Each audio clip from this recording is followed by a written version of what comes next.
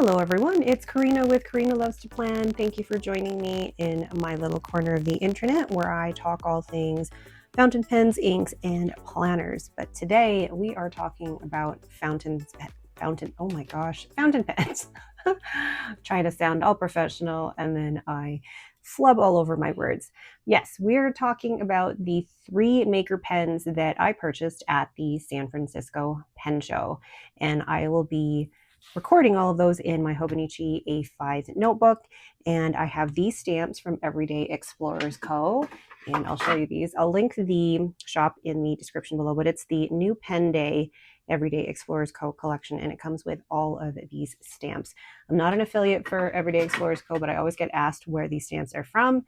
Just letting you know. All right, so let's get started. The first pen that I purchased at the San Francisco Pen Show was this lovely Noldor amethyst satin from Mayfair Pens. And I knew I was going to be purchasing a pen from Mayfair Pens because Ben's drops are fantastic. I had been looking at all of his monthly drops, and every single time I'm like, well, I have to wait. I can't order right now because of shipping and customs charges and whatnot. So I'm like, I have to buy. Not that I have to buy anything at the San Francisco Pen Show, but I knew that I was going to.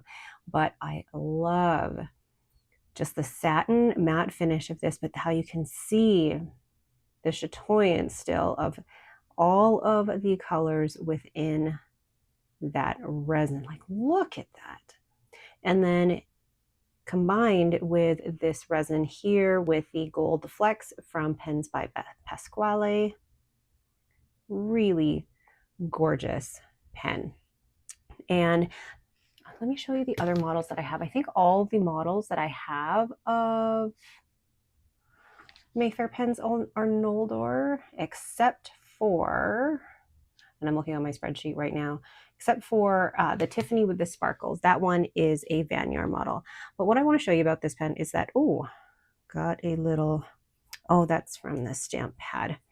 So what is unique about Ben's pens is just the way that they are made. So the grip section is normally a different resin than the rest of the body, but the way that the body screws on to the grip is actually, it's reverse threaded. So don't turn it this way to open it. You actually turn it the other way to reveal the cartridge or the cartridge converter in there.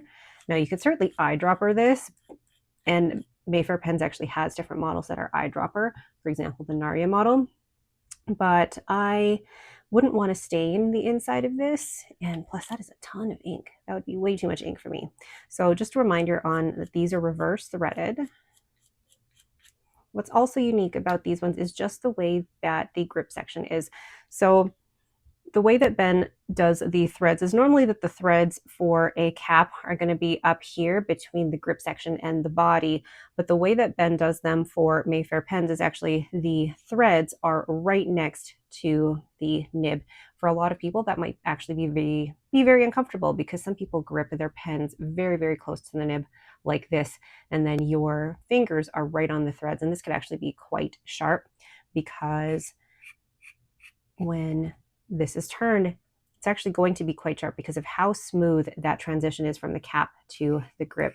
So if you are a person who is what they term nib hugger, this may not be the pen for you, because if you are holding your pen right here, it's going to feel sharp, it's going to feel uncomfortable.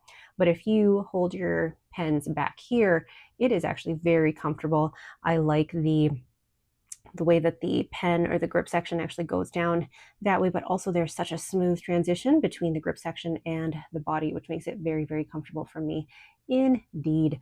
Now let's look at other pens that would compare to the Noldor in size. So also showing you the other Mayfair pens that I have in my collection. I have the Noldor in the Star of Arendil, and then the Noldor in the Valinor. Like, they all look so different. Like, I love this one because of that resin and that acrylic.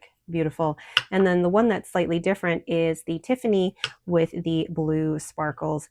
This one You can tell that the middle section is larger than it is in the Noldor, but this one is not reverse threaded like the Noldor is. This one is regular threaded the way that the other ones are. So just wanting to show you what I have from Mayfair pens in my collection.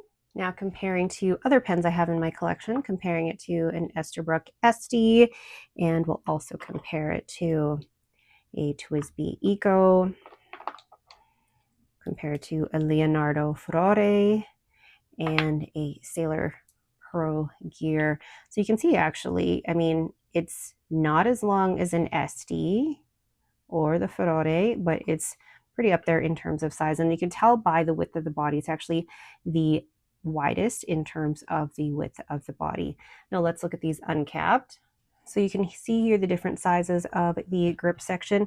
The pen that's normally the most comfortable for me is the Esterbrook Esty, and I hold it pretty much along the threads here. And the grip section, the width of the grip section is the most comfortable for me. And you can see here that the Noldor, in the widest part of the grip section, it's much larger than the Esty, but in terms of the narrowest section, it's pretty comparable to the width of the Esty, which is why I like it and it's so comfortable for me.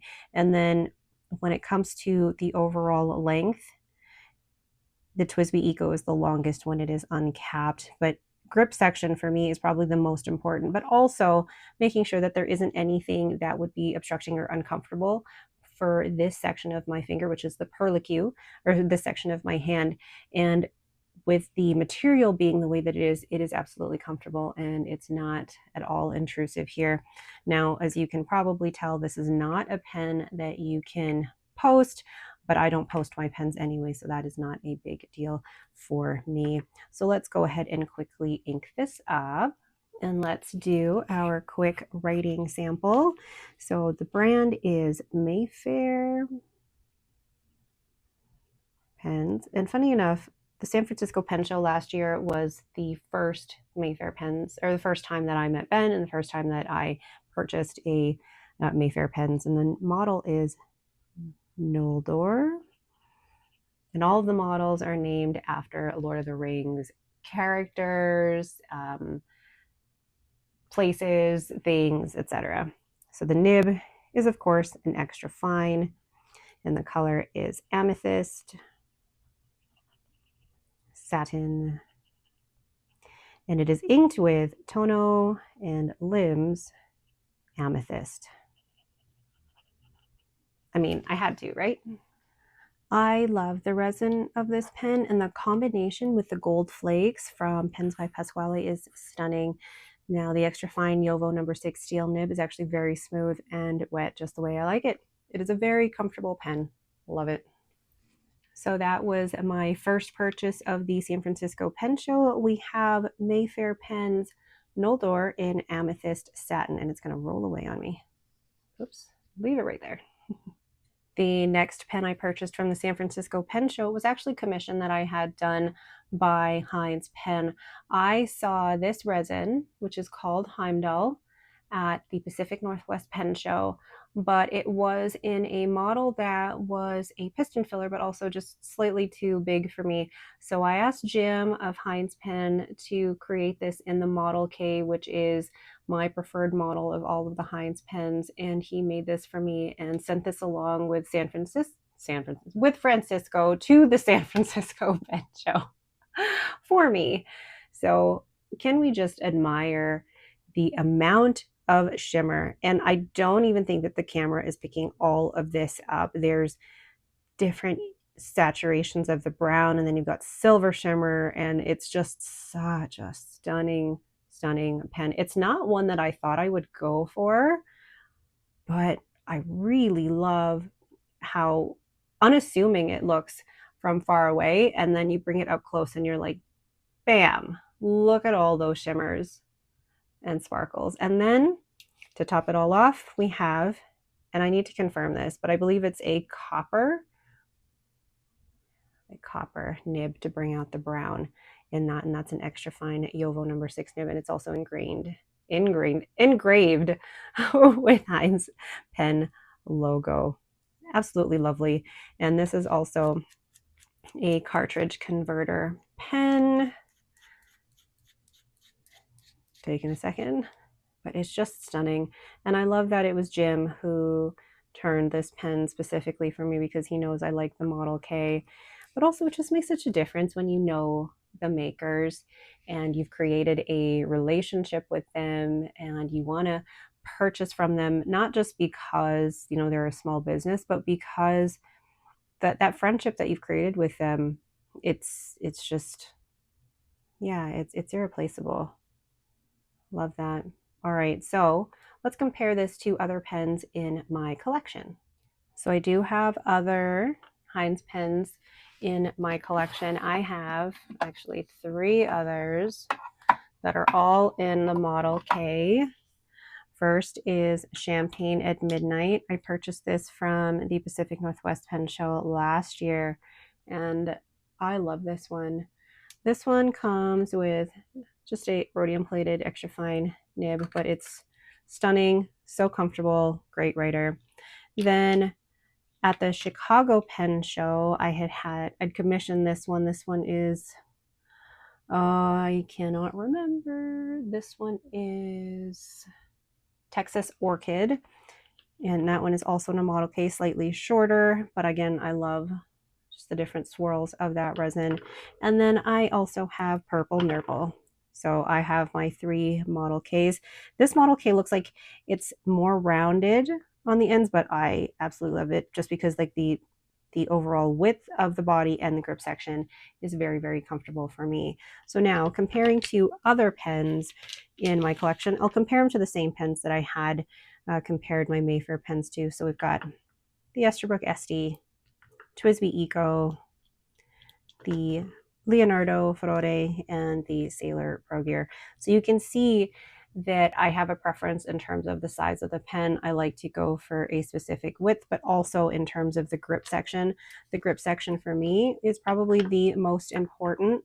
And normally I don't like to have a huge step between the grip section and the body. And there's a tiny step between the body and the grip section here. But I'll show you once I uncap all of these how the way that I place my hand when I'm holding this pen, it actually doesn't at all bother me. It touches there slightly, but it's not at all sharp or intrusive. But also when the width of the body and the width of the grip is not too different, like for example, if this was really big and this was really narrow, I would definitely notice that and it would be a lot more uncomfortable for me. But here, the transition between the size of the body versus the grip, it's a good transition, which is why I find the Model K so comfortable. And in terms of the grip section, for me, the Esterbrook SD is probably the most comfortable, and the grip section of the Model K is slightly wider than that, which is probably why I do find this model so comfortable. But you can see in terms of the overall length, it's as long as the TWSBI Eco and slightly longer than the Esterbrook SD. So let's go ahead and ink this up and do a writing sample. So this is Hines Pen Co, and the model is Model K. Easy for me to remember. The nib is extra fine. Are we surprised? And the color is Heimdoll. And it is inked with Diamine Dusted Truffle. I feel like I could put like any shimmery brown in this and it would be amazing. I am in love with this pen. I love how it shimmers up close, but from far away it looks so unassuming. And this nib was tuned and smooth by Jenny for me, and it is just the way that I like it. I love that this was made for me by Jim. Absolutely love it. So that is my, where's the cap? Model K in Heimdoll from Hines Pen. I'm just letting you know, if you are interested in purchasing from Hines, I do have a code with them. You can use the code Karina for 12% off and get yourself a commission like this or see what they have on their website. All right, let's move on to the third maker pen that I bought at the San Francisco Pen Show. The third maker pen that I purchased was another commission. This one is from Zodiac Penco. This is the Sagittarius model, in Primary Manipulation 5. I saw a few models like this at the Pacific Northwest Pen Show, but it was in the Cancer model, and I really like how comfortable the Sagittarius model is for me. So I asked Bart to create one for me, but I also love just the way that it comes to a point like that on the ends. It just, I don't know, that tiny detail for me, especially with all the shimmers in this pen. Let's just take a moment for all those shimmers because it's fantastic. Look at that. Gorgeous. Love them. Love that. But yeah, so Bart commissioned this for me and then gave it to me at the San Francisco Pen Show. Funny enough, actually, I was helping Bart set up his booth and I saw this pen in one of the cases and I put it aside for myself, did not put it on the table because it was my commission and I am so happy with it. Like you could literally ink this up with any shimmer ink. Let's compare this pen to other pens in my collection in terms of size and why I chose the Sagittarius model. So here we are again with the different pens here. We've got the Sagittarius model compared to the Esterbrook SD, Twisby Eco, Leonardo Aqua, Petra Furore, and the Sailor Pro Gear. And you can see that in terms of length, I mean, I do have a preference in size in terms of length, but then in terms of width, the Sagittarius is definitely wider in the body than all of the other pens. Actually, I mean, I don't have calipers, so I can't tell for sure, but yeah, the Sagittarius model is definitely wider than all of the pens here. And then